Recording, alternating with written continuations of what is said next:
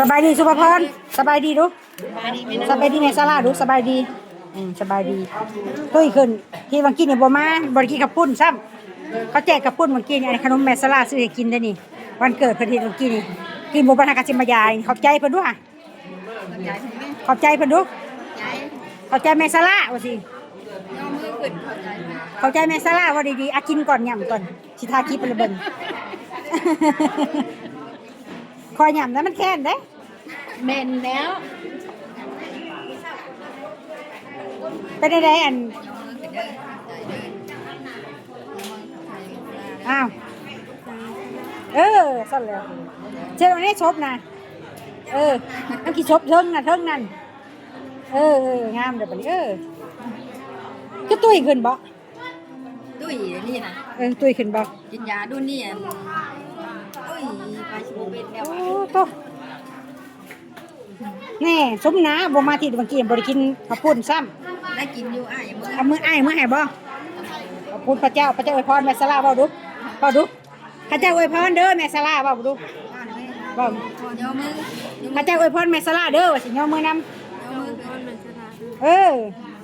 ขบุมีแม่ศาลานี่ตายคลอได้นี่บ่ได้มีชีวิตอยู่เด้อผมยุ่งพงยองบ่ได้มานั่งปานนี้เล็บยาวมือโค้งเป็นปีศาจแต่เป็นคนมาเล็บงามโอ้ยงามกว่าเล็บข่อยพุ่นน่ะพุ่นเอ้ยคือผู้สาวสำน้อยนี่บ่ละบ่ยาซักน่ะจะเป็นแทงกันหมดแล้วจังจะตัวซักบ่มีซักมันสิยากินตัวซักเบิดเลยมีมันมีเพิ่นเอายากินให้กินบ่แสดงว่าอีเต้าลืมเฮาลืมอีเต้าผู้มีนางน่ะเศร้าถามอยู่ว่าเขาขึ้นมาเจ้าไปโบสถ์บ่มาจะสิมาเฮาสิไปโบสถ์เพิ่นว่ามากับมันแม่สุดท้ายเฮาบ่มาซ้ำเพิ่นมันเนาะเจ้าบ่ต่อยามให้มันบ่มันมาเพื่อมันจะได้ยามบ่ได้มาหาพระเจ้าบ่ได้หักพระเจ้าเด้เพิ่นบอกโอ้ยยิ้มไปยังยิ้มยังดีใจใช่ไหมดีใจสลาช่วยเจ้าช่วยดีแต่บ้านไหนย่างไปซื้อขนมคนเดียวก็ได้ป่ะย่างเที่ยงได้ป่ะมันเศร้าเลยอีสานนะคนอัจฉริยะป่ะมันก็บอกปกติอยู่บ่หูความหูเรื่องปกติบ่จักไม่ได้หรอก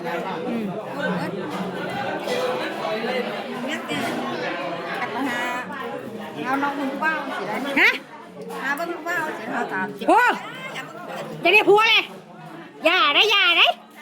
เฮ็ดบ่คืออีเต้าได้ผัวสงือบ่ได้เป็นสแต็กจะเอามาเด้ออย่าได้ผัวซะว่าจะไปหลอกผู้บ่าวบ่สบายดีก่อนพี่กล้องสบายดีก่อนสบายดีย่อมือ